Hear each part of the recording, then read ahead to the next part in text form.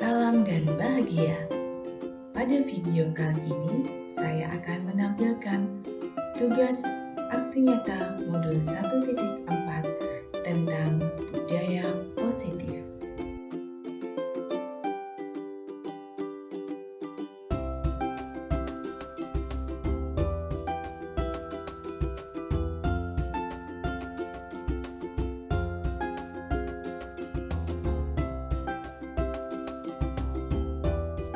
Implementasi konsep inti dalam modul budaya positif di lingkungan kelas. Yang pertama adalah membuat kesepakatan kelas. Yang kedua, membuat keyakinan kelas. Yang ketiga, posisi kontrol sebagai manajer. Dan yang keempat, kolaborasi dengan kepala sekolah dan teman sejawat serta orang tua siswa didik.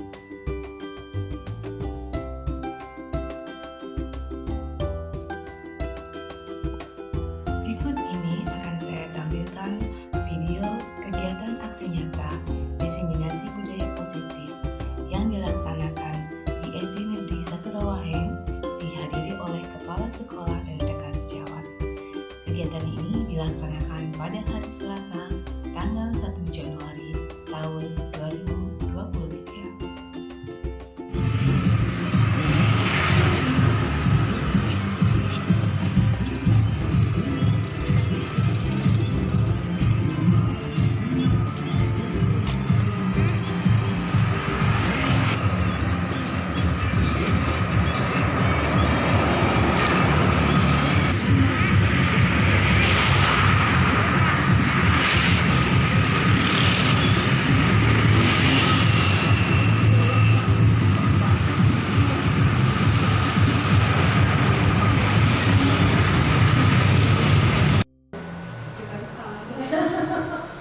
Bismillahirrahmanirrahim.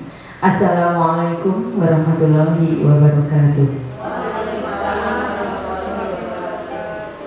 Yang terhormat Ibu Kepala Sekolah SD Negeri 1 Rawaheng, yang kami hormati Bapak Ibu Guru SD Negeri 1 Rawaheng, puji syukur marilah kita panjatkan kehadiran Allah Subhanahu wa Ta'ala yang telah memberikan nikmat kepada kita semua sehingga pada hari ini kita dapat berkumpul dalam rangka acara diseminasi atau pengimbasan budaya positif calon guru penggerak angkatan ke-7.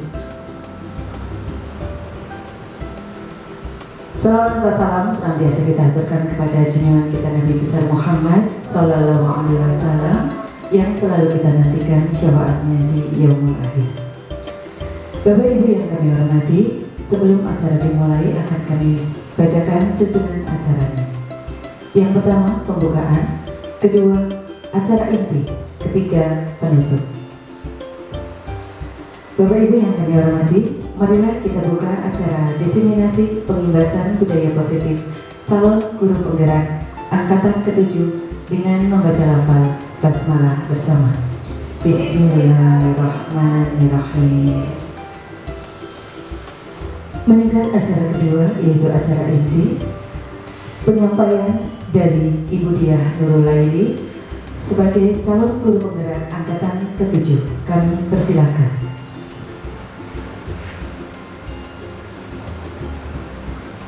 Terima kasih kepada Ibu Arianti selaku pembawa acara. Assalamualaikum warahmatullahi wabarakatuh. Yang terhormat Ibu Indah Turningsih selaku Kepala Sekolah SD Negeri 1 Rawaheng beserta Bapak Ibu Guru hebat dari SD Negeri 1 Rawaheng. Pertama-tama marilah kita panjatkan puji syukur kehadirat Allah Subhanahu wa Ta'ala karena pada hari ini saya berkesempatan untuk melaksanakan tugas saya sebagai calon guru penggerak angkatan 7 untuk melaksanakan aksi nyata modul 1.4 tentang budaya positif. Bapak Ibu, sebenarnya saya berdiri di sini itu rasanya macam-macam, campur aduk. Karena saya bukanlah seorang tutor, saya bukanlah seorang mentor, apalagi seorang guru. Karena di sini saya hanyalah sebagai seorang pengantar atau pengimbas dari materi yang telah kami pelajari selama sekitar 1 bulan yang lalu, sekitar dari bulan 2 bulan, dari bulan November sampai dengan bulan Desember. Di modul 1.4 ini tentang budaya positif, tugasnya adalah mengimbas kepada rekan-rekan satu sekolah. Jadi di sini kita akan membuat video yang nantinya akan ditayangkan di YouTube. Dan saya ucapkan terima kasih kepada Ibu Kepala Sekolah yang telah mendukung program CGP beserta jajaran guru di SD Negeri 1 Rawai yang sangat mendukung saya. Sebenarnya dari teman-teman yang sering sharing dengan kami waktu kami melaksanakan lokakarya, ternyata ada beberapa sekolah di mana ada guru penggeraknya, tapi mereka merasa diasingkan oleh teman-teman. Seperti di Cireni seperti itu, Bu. Padahal kan program guru penggerak itu memang dari pemerintah, nih. Dan saya ucapkan sangat berterima kasih, saya didukung oleh semua pihak di SD Negeri 1 Rawai. Baik Bapak Ibu, di modul 1.4 ini tentang budaya positif, sebelumnya saya perkenalkan diri dulu ya. Saya adalah CGP Angkatan ke-7 dan saya mendapatkan fasil yaitu Bapak Puji Cahya Utomo. Beliau orang Malang dengan guru pendampingnya adalah Bapak Siswoyo. Sekarang beliau adalah kepala sekolah di SD Gumelar 4. Bapak Ibu, sebenarnya kenapa sih Mas Menteri Nadiem Makarim itu mengambil kurikulum IKM? Padahal Mas Menteri itu kan seorang yang pendidikannya itu kayaknya nggak pernah ada di Indonesia, karena beliau kan dari birokrat, sekolahnya selalu di luar negeri, tapi kemudian ketika beliau datang ke Indonesia, pulang kampung, beliau ditugaskan menjadi seorang menteri pendidikan, malah mengambil filosofi dari Ki Hajar Dewantoro, di mana Bapak Ki Hajar Dewantoro itu menyatakan bahwa di mana ada kemerdekaan, disitulah harus ada disiplin yang kuat. Sungguh pun disiplin itu bersifat self-disiplin, yaitu kita sendiri yang mewajibkan kita dengan sekeras-kerasnya. Tetapi itu sama saja, sebab jikalau kita tidak cakap melakukan self-disiplin, wajiblah penguasa lain mendisiplinkan diri kita. Dan peraturan demikian itulah harus ada dalam suasana yang merdeka. Yaitu benar-benar membumi Mas Nadiem itu, beliau tidak mengambil filosofi dari siapa-siapa, tapi mengambil dari Bapak Pendidikan Indonesia. Bapak Ibu semuanya yang di sini mungkin semuanya sudah tahu tentang filosofi Ki Hajar Dewantoro, karena ini seperti materi di PMN ya Bu. Di situ ada filosofi Ki Hajar Dewantoro, di mana Ki Hajar Dewantoro di bukunya Dasar-Dasar Pendidikan yang diterbitkan di tahun 1936 menyampaikan bahwa maksud pendidikan itu adalah menuntun segala kekuatan kodrat yang ada pada anak-anak agar mereka dapat mencapai keselamatan dan kebahagiaan yang setinggi-tingginya, baik sebagai manusia maupun anggota masyarakat. Itu filosofi tentang pendidikan Indonesia. Dan ini menjadi satu acuan atau fondasi untuk mengambil implementasi kurikulum merdeka. Konsep manusia merdeka itu sendiri menurut Ki Hajar Dewantoro adalah tentang konsep manusia merdeka, yaitu mereka tidak terperintah, mereka dapat menegakkan dirinya, tertib mengatur peri kehidupannya, sekaligus tertib mengatur perhubungan mereka dengan kemerdekaan orang lain. Dengan begitu, pendidikan seyogianya adalah upaya sadar untuk menumbuhkan manusia-manusia yang merdeka. Nah, apa hubungannya antara konsep manusia merdeka, apa hubungannya IKM dengan budaya positif? Karena kalau sejatinya kalau kita mendengar kata merdeka artinya bebas, begitu nggih, ibu-ibu nggih? Bebas akan melakukan apa saja, bebas akan berkreasi apa saja, bebas untuk berkata apa saja, berpendapat apa saja. Lah kalau hal seperti itu, kemerdekaan itu tidak ada pondasinya, yang terjadi adalah kekacauan. Karena semuanya merasa bebas lah, bebas ikih, ngapa-ngapa, merdeka kok, kayak gitu. Kadang kita juga malah merdeka mengajar ikih, ngapa-ngapa, ngajar ya sekepenake dewek, kadang seperti itu. Tapi kita kaitkan lagi dengan budaya positif. Di budaya positif itu materi yang dipelajari yaitu pertama tentang disiplin positif dan nilai-nilai kebajikan universal. Yang kedua tentang teori motivasi, hukuman, penghargaan, dan restitusi. Kemudian tentang keyakinan kelas. Yang keempat adalah kebutuhan dasar manusia dan manusia berkualitas. Yang kelima adalah restitusi, di mana restitusi itu ada 5 posisi kontrol di dalamnya. Kemudian ada segitiga restitusi. Marilah kita mempelajari satu-satu tentang disiplin positif dan nilai-nilai kebajikan universal. Terus terang mempelajari tentang budaya positif ini karena modulnya lumayan banyak. Saya selaku CGP belajar mandiri, kadang ya disambi dengan kegiatan lain, baru memahami sekitar beberapa hari yang lalu, Bu. Di sini kita mempelajari tentang stimulan respon. Apa sih perbedaan antara stimulan respon? Kemudian ada juga istilah teori kontrol. Kurang besar ya, Bu?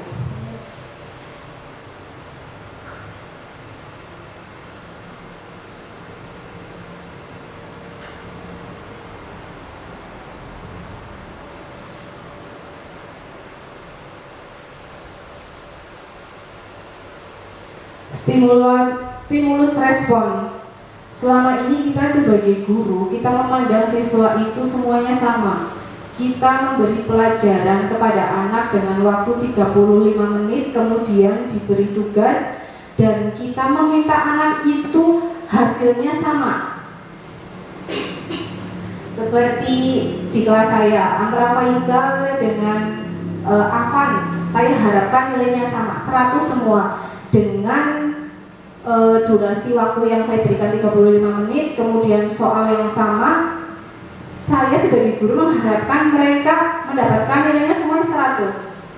Seperti itu apa tidak, Ibu? Iya kan? Nah, di sini di guru penggerak ini kita belajar untuk merubah paradigma itu. Karena sebenarnya anak-anak itu harus merdeka sesuai dengan kodrat mereka.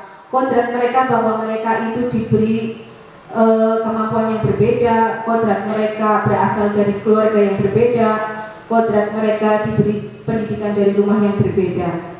Jadi realitas bahwa kita sama itu harus kita pelan-pelan hilangkan. Karena menurut teori kontrol, realita kebutuhan kita itu berbeda. Antara Faizal dengan Afan itu secara intelektual pintar, sedangkan Faizal memang lemah. Jadi kita memberi kebutuhannya berbeda. Afan bisa kita beri pelajaran yang lebih sedikit susah, sedangkan Faizal ya kita beri sesuai dengan kemampuan Faizal. Nah, disinilah terjadi diferensiasi pembelajaran. Jadi kita selaku guru juga merdeka memberikan pembelajaran kepada anak didik kita. Kita bebas memberikan nilai kepada Faizal dengan KKM, tapi standarnya sudah rendah gitu. Jadi waktu dulu kita membuat rapor dan dari Ibu Kepala Sekolah menyampaikan ini seorang anak KKN begitu. Memang dari IKM itu sudah tidak ada KKN lagi karena kita mau memerdekakan mereka sesuai dengan kemampuan mereka. Kemudian stimulus respon, semua orang melihat hal yang sama. Selama ini kita melihat bahwa orang itu harusnya seperti ini sesuai dengan apa yang kita pikirkan. Tapi menurut teori kontrol, setiap orang itu memiliki gambaran yang berbeda. Setiap orang mempunyai keunikan yang berbeda. Dan kita harus bisa menerima itu semua. Paradigma kita yang selama ini kita mencoba mengubah orang agar berpandangan sama dengan kita. Tapi sekarang kita harus merubahnya, bahwa kita berusaha memahami pandangan orang lain tentang dunia. Contohnya saja kita bisa melihat angka 6 dengan angka 9 itu bisa dilihat dari sisi kanan kiri itu berbeda deh Bu. Ada orang yang melihatnya itu angka 9, tapi di pihak lain itu melihatnya angka 6. Dan kita mesti ngeyel-ngeyelan, aku dengarnya angka 6 kok, aku dengarnya angka 9 kayak gitu. Jadi pandangan hidup kita itu memang sudah berbeda dan kita harus memakluminya. Seperti itu yang diharapkan oleh teori kontrol ini. Kemudian selama ini pandangan kita, orang lain itu bisa mengontrol saya.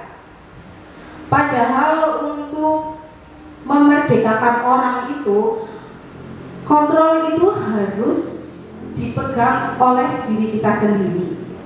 Hanya kita yang bisa mengontrol diri kita. Orang lain kalau sudah, oh kudunya kayak gini, itu namanya sudah mengontrol.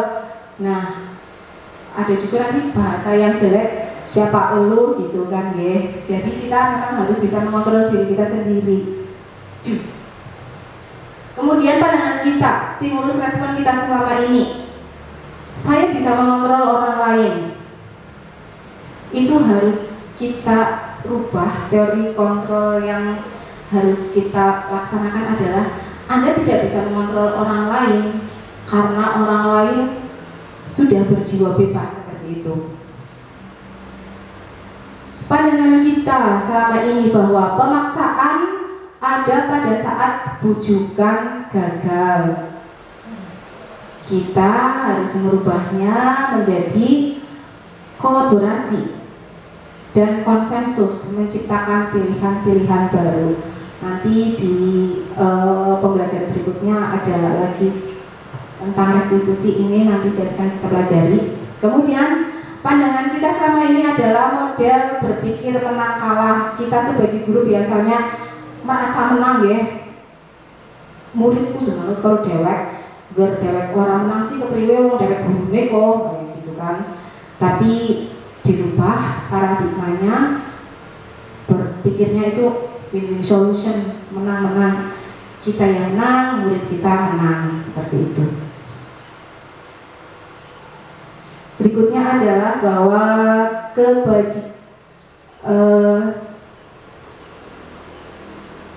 disiplin positif itu, kalau menurut Bu Arsini, disiplin itu yang bagaimana?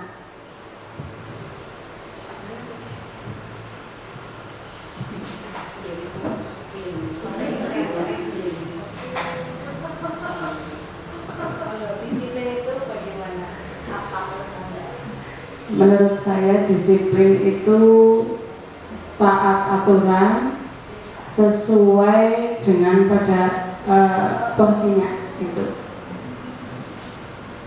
Terima kasih Bu Arsini. Disiplin itu bayangan kita adalah tata tertib, harus sesuai aturan, harus manut gitulah ya. Datang tepat waktu itu disiplin, pakai seragam seperti itu. Nah, kalau di sini ini disiplin positif ya. Itu pemahamannya tentang kontrol diri kita. Nilai-nilai yang ada di bumi ini yang baik-baik harus kita disiplinkan Contohnya kejujuran itu juga harus disiplinkan. Tadi saya sudah membuat keyakinan keras dengan anak-anak bahwa saling menghargai itu juga merupakan salah satu disiplin positif. Jadi itu kontrol diri kita. Belajar untuk mengontrol diri kita agar mencapai suatu tujuan mulia yang kita laksanakannya dengan menguatkan nilai-nilai luhur yang universal. Nah, tujuan disiplin positif ini adalah menanamkan motivasi.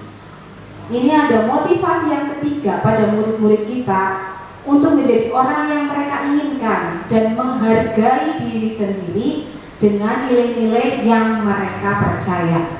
Nilai-nilai apa saja sih yang mereka percaya dan kita harus menanamkan agar menjadi disiplin kepada anak-anak didik kita? Yaitu kita nanti mengerucutnya adalah kepada profil pemuda Pancasila, di mana nilai kebajikan yang ada pada pemuda pelajar Pancasila adalah yang pertama beriman, bertakwa kepada Tuhan Yang Maha Esa, dan berakhlak mulia. Kemudian nilai positif, nilai universal yang kedua adalah mandiri, bernalar kritis, berkebinaan global, bergotong royong, dan kreatif. Apa hubungannya kembali disiplin positif dan nilai-nilai universal dengan yang kemudian kita pelajari, yaitu teori motivasi, hukuman, penghargaan, dan restitusi. Ini ternyata saling kait-mengkait, tapi kita mempelajarinya satu persatu. Yang pertama kita pelajari adalah tentang teori motivasi. Jadi di dalam diri manusia itu ada 3 motivasi yang ingin dicapai oleh seseorang. Yang pertama adalah untuk menghindari ketidaknyamanan atau hukuman, untuk mendapatkan imbalan atau penghargaan, dan yang pertama untuk menghindari ketidaknyamanan atau hukuman. Yang kedua untuk mendapatkan imbalan atau penghargaan dari orang lain. Yang ketiga untuk menjadi orang yang mereka inginkan dan menghargai diri sendiri dengan nilai-nilai yang mereka percaya. Jadi kita kembali lagi ke yang tadi tujuan disiplin positif itu, yaitu menanamkan motivasi yang ketiga tadi. Di sini motivasi yang ketiga adalah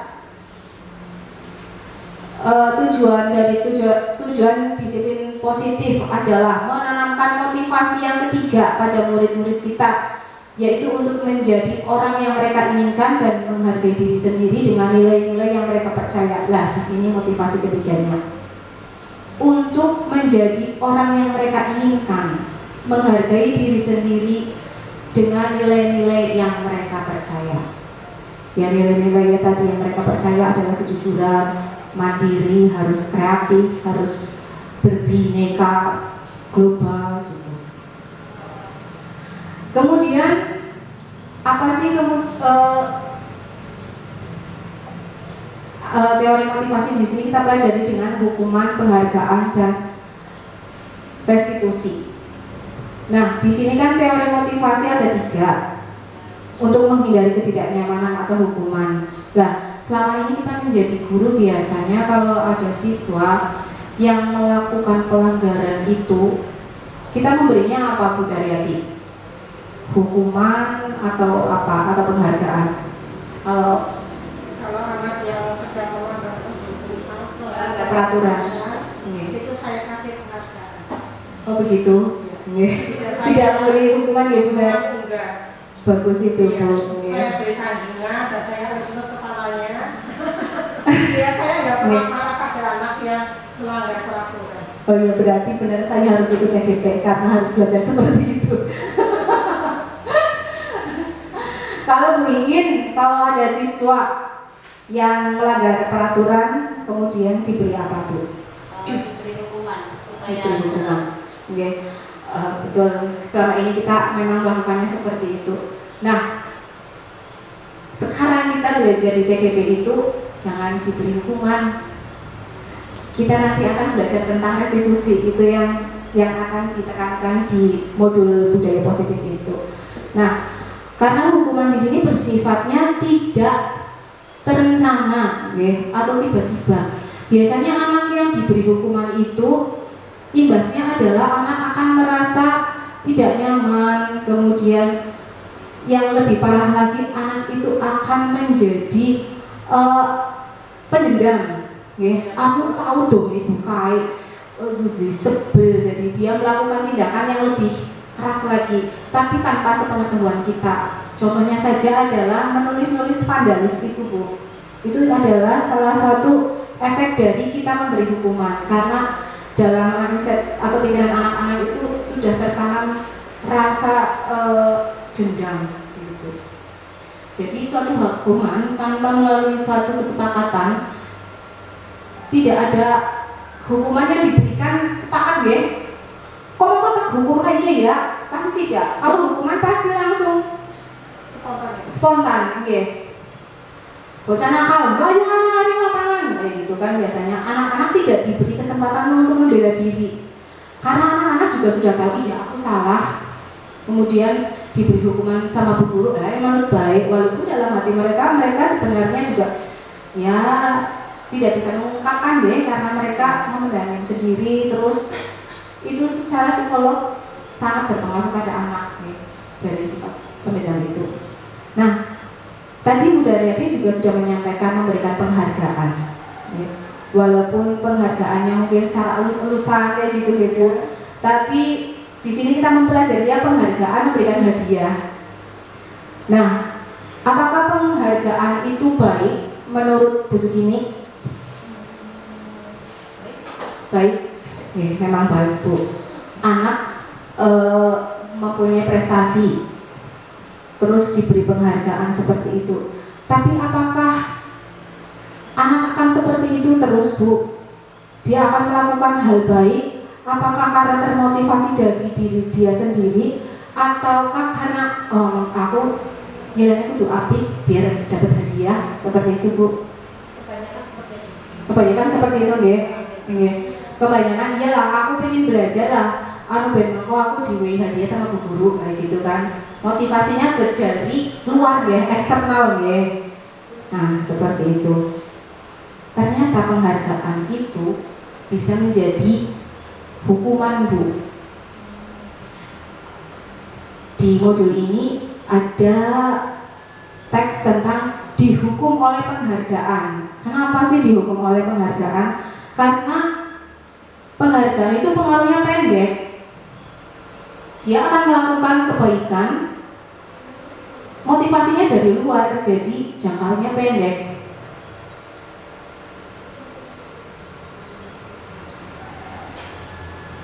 Kurang besar, ya. Nah, penghargaan itu efektif jika kita menginginkan seseorang melakukan sesuatu yang kita inginkan dalam jangka waktu pendek.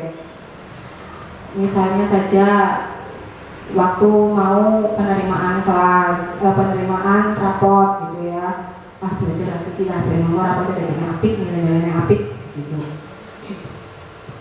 Terus jika kita menggunakan penghargaan lain, menggunakan penghargaan lagi dan lagi, maka orang tersebut akan bergantung pada penghargaan yang diberikan. Apakah mungkin kalau kita tidak memberikan penghargaan, terus prestasi mereka menurun? Mungkin tidak, Bu? Ya, ada kemungkinan juga, ya, tidak. Ya, kemungkinan seperti itu, karena dorongannya itu bukan dorongan dari diri sendiri, ya. Dan pengaruh jangka pendeknya itu penghargaan. Jika kita mendapatkan penghargaan untuk melakukan sesuatu yang baik, maka selain kita senantiasa berharap mendapatkan penghargaan tersebut lagi, kita pun menjadi tidak menyadari tindakan baik yang kita lakukan. Malah jadi cenderungnya kalau memberikan penghargaan itu jadi memberikan kayak upeti gitu, ya, Bu. Okay. Nanti jatuhnya kesana-sananya efeknya jadi sering nyuap kayak gitu, ya. Kemudian penghargaan itu merusak hubungan. Apa iya penghargaan itu merusak hubungan? Dimana ketika seorang diberi penghargaan atau dipuji di depan orang banyak, maka yang lain akan merasa iri. Nggih napa mboten?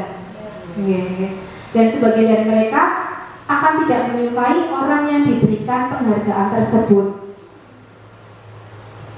Nah, jika seorang guru sering memberikan penghargaan kepada murid-muridnya, besar kemungkinan murid-muridnya termotivasi hanya untuk menyenangkan gurunya. Jadi tidak untuk menyenangkan dirinya sendiri malahan, tapi untuk gurunya saja gitu. Dan mereka tidak akan bersikap jujur kepada guru tersebut. Kemungkinan terjadi apa enggak itu ibu-ibu? Mungkin sekali. Wah, si penting nilainya gede, aku akan melakukan apa saja, nyontek batire, nyontek dewek, seperti itu. Mungkin saja terjadi. Kemudian penghargaan juga menciptakan persaingan di dalam kelas dan menciptakan kecemasan. Bocah jadi malas. Aduh, mau aku ora oleh siji ora dhewe hadiah. Terus dia jadinya takut. Bisa saja terjadi seperti itu, Ibu. Dan mereka yang percaya bahwa mereka tidak memiliki kesempatan untuk mendapatkan penghargaan akan berhenti mencoba. Ini yang sangat tidak kita inginkan ya. Anak yang tidak berkemampuan, apalagi secara intelektual, mereka nilai-nilainya ya di bawah seperti itu. Wah, ngadap sinau, ngapa sih yang kader ngurang siji arep ora oli hadiah sekang bu guru. Ya sudah, jadinya mereka drop kayak gitu, nggak mau mencoba lagi. Dan kata-kata yang biasanya muncul adalah tidak bisa bu guru, tidak bisa bu guru. Dan ternyata penghargaan itu tidak efektif.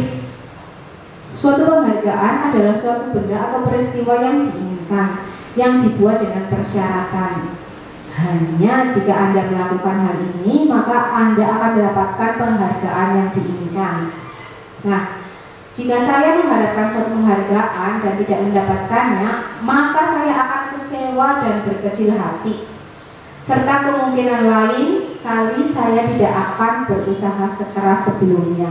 Langsung ngedrop karena dia sudah tidak mendapatkan hadiah lagi. Dan jika kita memberikan seseorang suatu penghargaan untuk melakukan sesuatu, maka kita harus terus-menerus memberikan penghargaan itu jika kita ingin orang tersebut meneruskan perilaku yang kita inginkan.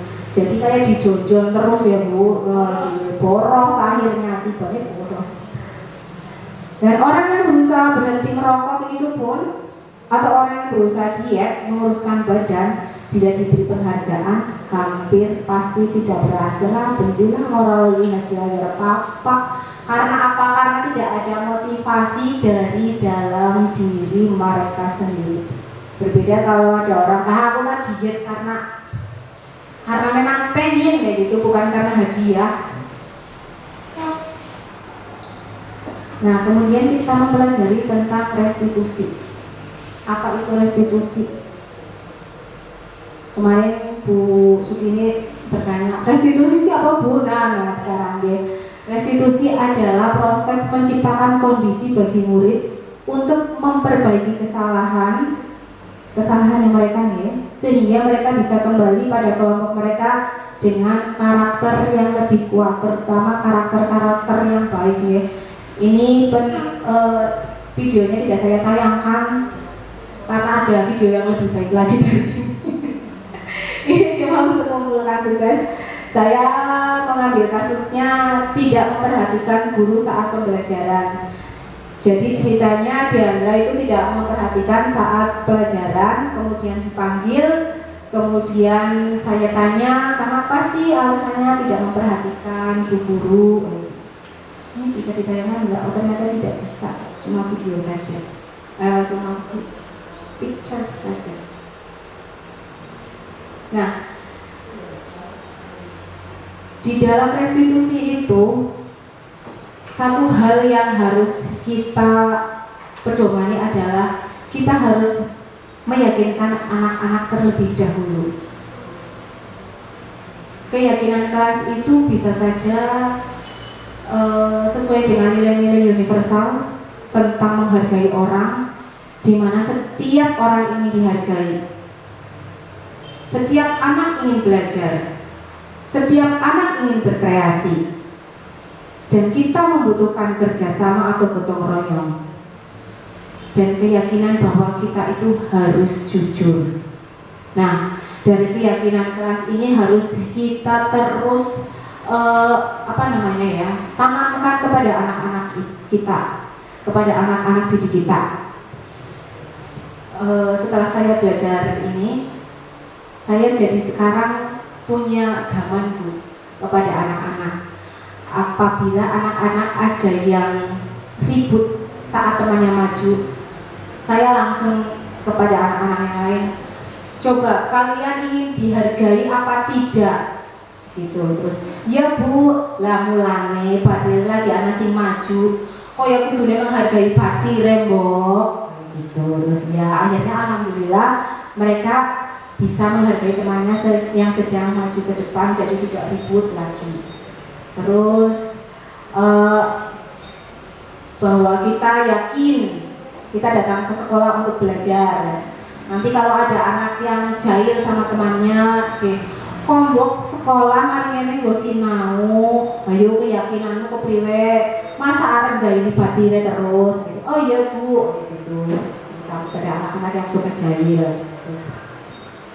Dan yang setiap anak ingin berkreasi, monggo untuk anak-anak mau berkreasi tanpa, kalau di rumah waktu daring itu kan biasanya kalau ada tugas SBDP orang tua yang membuatkan ya, jadi hasilnya baik-baik banget itu prakaryanya. Nah di sekolah, di kelas saya meyakinkan anak-anak bahwa mereka bisa berkreasi apa saja. Bu guru cuma memberikan tuntunan saja, memberikan contoh, silakan kalian berkreasi, membuat apa terserah kalian dan kita apresiasi. Terus keyakinan kelas bahwa kita harus bekerja sama, bergotong royong dengan teman-teman. Nah tadi budaya tentang kebersihan Bu, yang setiap Jumat bersih, kalau digalakan setiap Jumat saya setuju sekali ya, karena itu menemukan budaya positif tentang gotong royong dan bekerja sama. Dan yang terutama ini kelima adalah kejujuran anak-anak. Jadi nanti kalau ada anak-anak yang mempunyai kesalahan kemudian kita kembalikan lagi, lah keyakinan kelasmu sih bagaimana? Ini keyakinan kelas juga nanti bisa dijadikan keyakinan pada diri sendiri, bisa dijadikan sebagai keyakinan sekolah. Nah, hubungannya lagi antara keyakinan dengan kebutuhan dasar manusia. Ini ternyata memang circle ya, ada hubungan-hubungannya semua. Di modul ini kita mempelajari tentang kebutuhan dasar manusia itu ada 5. Yang pertama kebutuhan untuk bertahan hidup, survival. Kemudian kebutuhan kasih sayang dan rasa diterima, love and belonging. Kemudian kebutuhan dasar manusia, kebebasan, freedom. Kemudian ada kebutuhan dasar kesenangan atau fun, dan kebutuhan dasar manusia, penguasaan. Nah, di sini biasanya timbul masalah di mana anak-anak itu mempunyai kebutuhan dasar yang berbeda-beda, kodrat mereka berbeda-beda. Contohnya saja, anak yang dari rumah broken home sampai di sekolah pasti dia akan menjadi anak yang tipenya mencari perhatian, you know, ya?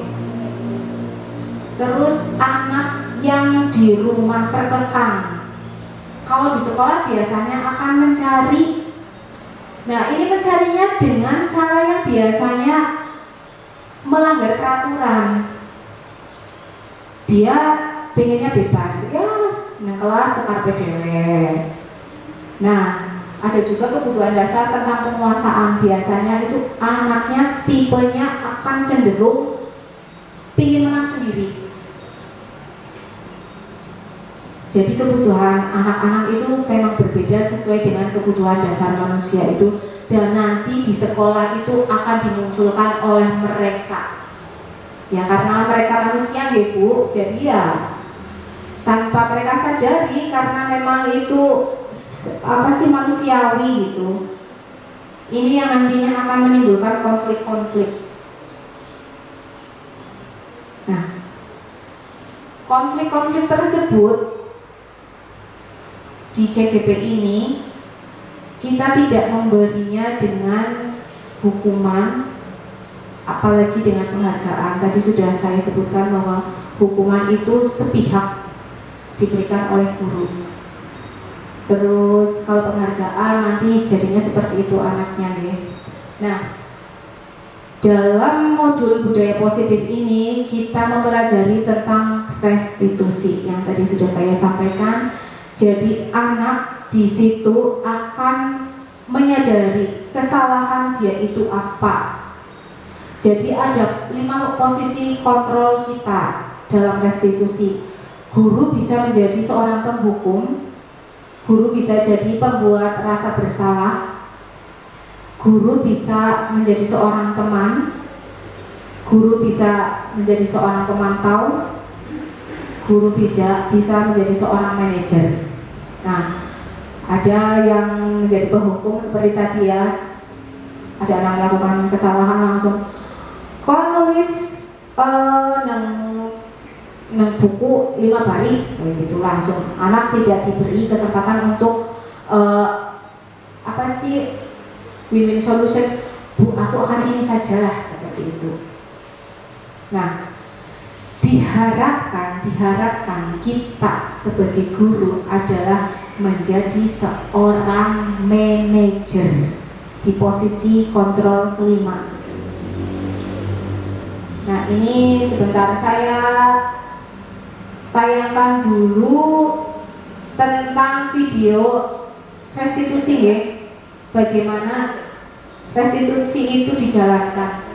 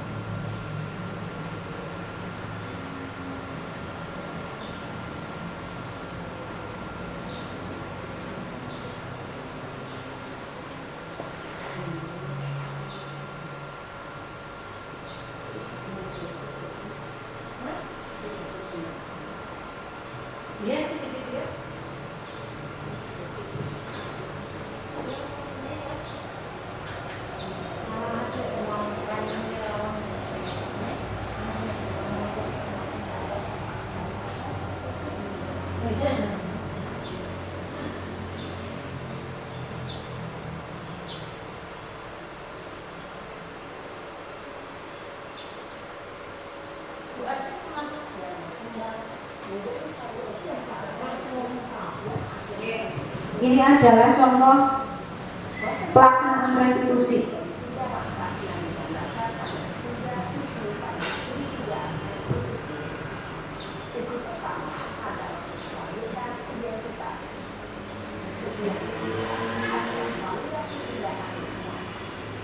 Dan sisi yang ketiga adalah menanyakan keyakinan. Ibu dan Bapak guru, berikut ini akan ditunjukkan bagaimana seorang guru berada dalam posisi manajer menggunakan penerapan segitiga restitusi.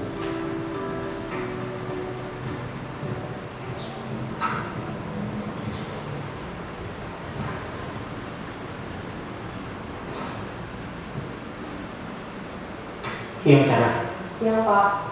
Sudah lama nggak ketemu Sarah. Kenapa hari ini ada di sini? Kesel Pak, kesel banget. Masa aku dikatain tukang fitnah Pak? Ya aku marah lah. Aku balik katain Eka di depan kelas. Kesel banget. Oh begitu. Ya pasti kamu marah dan kesal. Bapak juga akan marah apabila ada yang menuduh Bapak seperti itu. Kemudian pada saat itu kamu mau melakukan apa? Ya saya langsung ngatain Eka lah Pak. Kesel banget. Saya bentak-bentak dia depan teman-teman lain. Oh begitu. pasti kamu melakukan seperti itu karena suatu alasan tertentu, kan? Iyalah, masa saya diam saja Pak? Ya saya bela diri lah. Masa saya dituduh tukang fitnah? Ya wajar lah. Mempertahankan harga diri itu sesuatu yang penting buat kamu. Untung kamu tidak bertindak lebih gegabah lagi, hanya membentak-bentak. Iya Pak. Untung saya masih bersabar dan hanya meminta saja. Sudah gemes padahal, saya pasti bela diri lah. Ya pasti ya. Tapi kamu memilih untuk tetap bertahan dan bersabar. Kamu memilih untuk tidak berbuat lebih parah lagi, bukan? Iya. Nah, sekarang coba kita lihat lagi tindakan kamu yang bentak-bentak Eka di kelas. Tindakan kamu itu kira-kira sesuai dengan keyakinan kelas atau prinsip kamu tidak? Enggak lah Pak. Capek Pak jadi pemarah. Jadi keyakinan atau prinsip mana yang kurang sesuai dengan keinginan kamu? Ya, saya sebenarnya sangat menghargai orang lain. Mungkin saat itu saya menjadi emosi, jadi tidak menunjukkan sikap itu. Kamu meyakini tidak? Menghargai orang lain itu penting buat kamu. Yakinlah Pak. Iya, setuju. Kita harus saling menghargai. Namun, ada juga keyakinan yang kita sepakati yang perlu kita jalankan apabila kita sedang marah, kan? Ya, saya bisa lebih proaktif, mulai dengan diri sendiri. Saya bisa jadi lebih bersabar, mengambil waktu jeda untuk berpikir mau apa selanjutnya. Kira-kira kamu bersedia memperbaiki masalah ini tidak? Bersedia Pak. Kalau kamu memperbaiki masalah ini, kamu akan menjadi orang seperti apa? Saya akan menjadi orang yang bertanggung jawab kali ya Pak. Dan senantiasa proaktif. Iya, menurut kamu bagaimana rasanya menjadi orang seperti itu? Ya nyaman lah, bangga bisa bersabar dan menahan diri. Baiklah kalau begitu. Yuk kita pikirkan bagaimana memperbaiki masalah ini.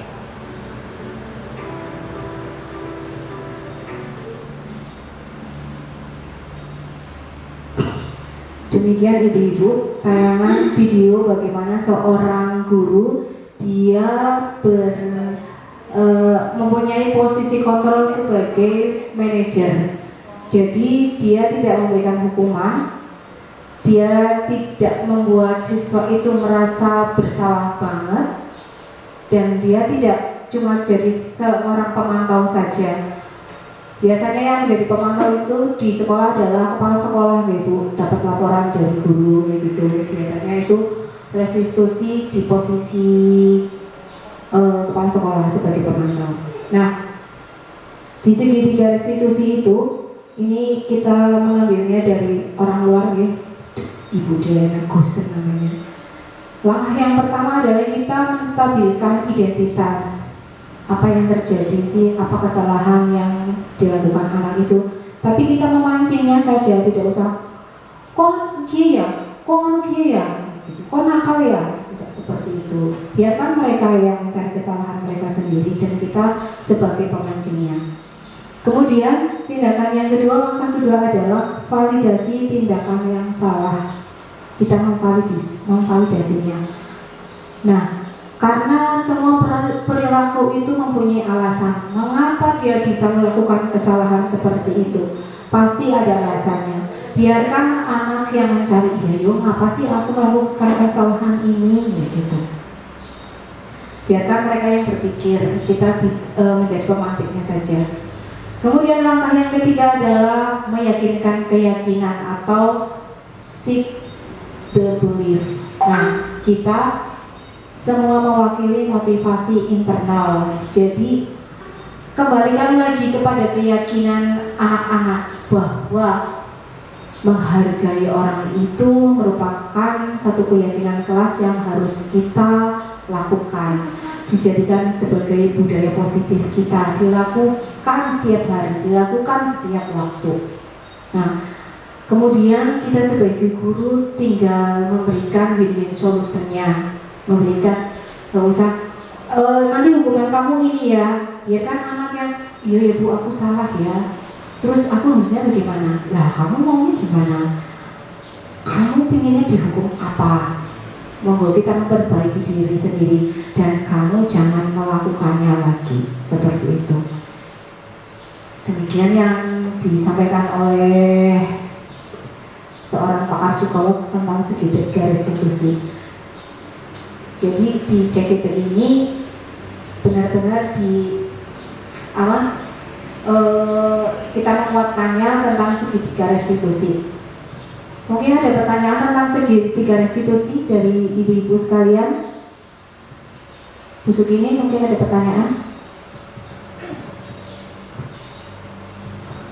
Tentang segitiga restitusi tadi, apabila dilaksanakan tiap hari apa tidak menimbulkan masalah. Jadi misalnya ada setiap kali anak berbuat seperti itu, apa guru selalu melakukan segitiga restitusi?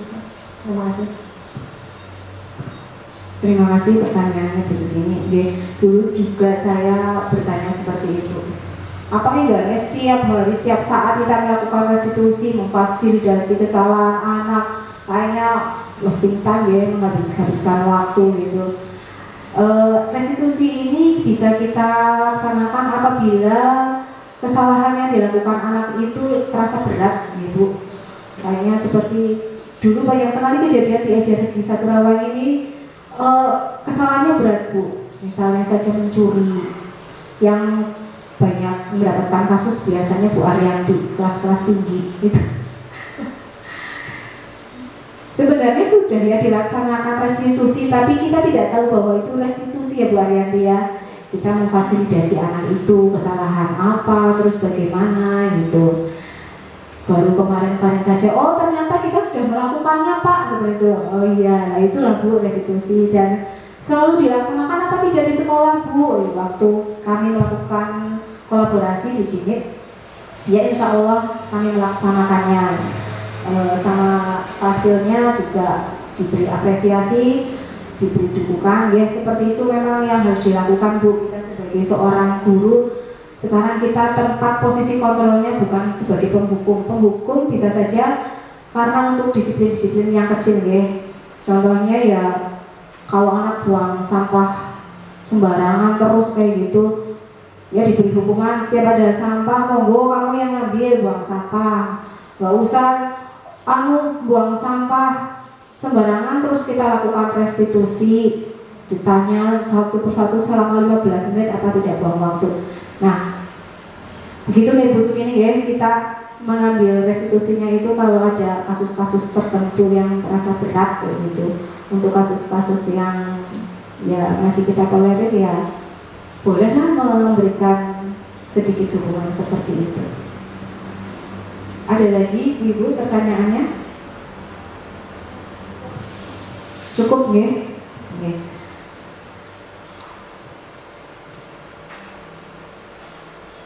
Ini quotes dari saya. Belajarlah sepanjang hidup karena sejatinya hidup tak pernah berhenti mengajarkan. Bapak Ibu sekalian, demikian pengibasan yang bisa saya sampaikan pada hari ini. Saya benar-benar merasa ini sungguh kurang sempurna sekali karena saya ya namanya juga sedang belajar juga ya Bu, mencari sendiri macam-macam. Aduh, ternyata hubungannya ini, circle-nya ini. Karena sebagai seorang ibu, kegiatan saya juga cuma tidak belajar modul, ada kegiatan lain, ada juga otaknya, temennya sekarang gitu. Jadi marilah kita sama-sama belajar, dan saya menyampaikan ucapan terima kasih yang teramat dalam kepada Ibu Kepala Sekolah, ibu-ibu rekan kerja di SD Negeri 1 Rawang yang mendukung saya untuk melaksanakan tugas aksi nyata modul 14 ini. Saya apresiasi sekali, saya ucapkan terima kasih. Semoga teman-teman yang lain juga menyusul kegiatan saya menjadi CGP. Waktu itu saya daftar memang seperti yang waktu itu ya Bu, kita pertama kali melaksanakan lokakarya kan ada pertanyaan dari huruf kedua nama Anda menggambarkan sebagai apa? Saya menggambarkannya sebagai ikan. Saya ingat waktu itu, boleh kan ingat apa tidak? Saya menggambarkannya sebagai ikan Nemo. di film Finding Nemo. Karena di Finding Nemo itu si Nemo itu ikan yang pecicilan dan pengen tahu. Nah, saya termotivasi ikut CGP sebenarnya seperti itu, Bu. Pengen ngerti yang CGP apa sih? Dan saya tidak menyangka bahwa saya terus akhirnya terbawa dengan jawaban-jawaban saya seperti itu, dengan wawancara saya yang menurut saya gagal. Saya diberi waktu sebenarnya 1 jam, tapi pelaksanaannya cuma 30 menit. Terus waktu pengumuman, loh kok saya lolos lagi, saya kaget. Ternyata kalau diikuti sebenarnya menarik CGP itu, kita jadi lebih banyak belajar lagi, kita ketemu dengan teman-teman dari SD lain, kita bertemu dengan orang-orang yang hebat. Orang CGP apalagi angkatannya pertama, angkatannya Pak Rasito itu, kalau menurut saya orang-orang hebat sekali. Mereka tidak ikut program karena disuruh, mereka termotivasi dari diri mereka sendiri. Nah, itulah yang kita harus ajarkan kepada anak-anak didik kita, bahwa motivasi itu munculnya dari diri kita sendiri. Walaupun saya menggerakkan Bu Sukini, Bu Arsini, Bu Arianti, tapi kalau tidak ada motivasi dari dalam ya memang susah. Saya tugasnya ya seperti ini, mengimbas. Semoga rekan-rekan semua juga nantinya tergerak dan semoga tergerak ya. Ini adalah program yang bagus, apalagi kalau kita praktekkan di sekolah, begitu Bu. Demikian yang dapat saya sampaikan. Lebih kurangnya saya ucapkan maaf sebesar-besarnya. Billahi taufiq wal hidayah. Wassalamualaikum warahmatullahi wabarakatuh. Saya kembalikan kepada pembawa acara.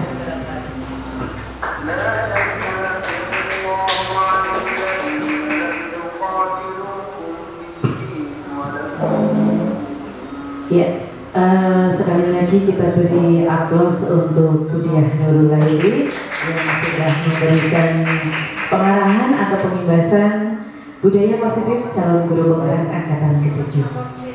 Ya, sungguh luar biasa ya, ada di tengah-tengah kita, rekan kita bisa mempunyai berkesempatan menjadi calon guru penggerak. Baik Bapak Ibu yang kami hormati, demikian pemaparan atau pembebasan budaya positif calon guru penggerak angkatan ke-7 oleh Ibu Diah Nurul Laili. Semoga apa yang disampaikan bermanfaat untuk kita semua. Amin ya rabbal alamin. Baik Bapak Ibu, meningkat acara yang terakhir yaitu penutup. Mari kita tutup acara diseminasi atau pembebasan budaya positif calon guru penggerak angkatan ke-7 pada hari Selasa tanggal 31 Januari tahun 2023 dengan mengucap lafal hamdalah bersama. Alhamdulillahirabbil alamin. Akhir kata, kami mohon maaf atas segala kekurangan dan terima kasih atas segala perhatiannya. Wabillahi taufiq wal hidayah. Assalamualaikum warahmatullahi wabarakatuh.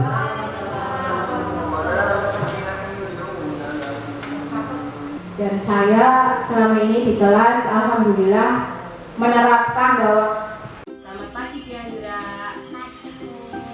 Diandra tahu kenapa dipanggil guru? Tidak tahu. Tadi waktu di kelas, Diandra memperhatikan Bu Guru apa tidak? Tidak, Bu. Nah, Diandra masih ingat kesepakatan kelas kita? Masih ingat saat belajar harus memperhatikan Bu Guru. Nah, kenapa Diandra tidak memperhatikan Bu Guru? Saya ngantuk, Bu. Tadi malam lihat TV sampai malam.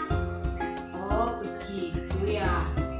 Bu Guru juga pernah melakukan kesalahan yang sama dan itu merugikan Diandra sendiri dan juga Bu Guru karena pembelajaran jadi tidak efektif dan tidak maksimal. Menurut Diandra, bagaimana cara memperbaiki kesalahan Diandra? Saya tidak akan tidur malam lagi, Bu, supaya di kelas dapat belajar dengan baik. Baik Diandra, Bu Guru menghargai usaha Diandra untuk memperbaiki diri. Terima kasih ya. Sama-sama, Bu. Assalamualaikum warahmatullahi wabarakatuh. Salam sejahtera untuk kita semua. Saya selaku Kepala Sekolah SD Negeri 1 Rawaheng memberikan apresiasi yang setinggi-tingginya kepada guru saya yang menjadi calon guru penggerak. Pada hari kemarin diadakan kegiatan diseminasi untuk kegiatan positif, bahwa untuk kegiatan diseminasi ini adalah merupakan salah satu rangkaian kegiatan dari calon guru penggerak. Kegiatan ini sangat-sangat memberikan pengaruh yang sangat positif kepada teman-teman guru yang ada di SD Negeri 1 Rawaheng. Mudah-mudahan mereka bisa termotivasi untuk menjadi guru penggerak. Maju terus untuk Bu Diah Nurul Laili. Warahmatullahi wabarakatuh. Perkenalkan, saya Indrawati. Saya adalah rekan kerja dari Ibu Diah Nurul Laili.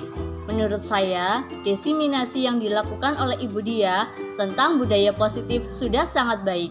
Saya sebagai rekan kerja menjadi tahu apa itu budaya positif, dan saya belajar banyak tentang apa yang disampaikan oleh Ibu Diah Nurul Laili. Terima kasih, sekian. Wassalamualaikum warahmatullahi wabarakatuh.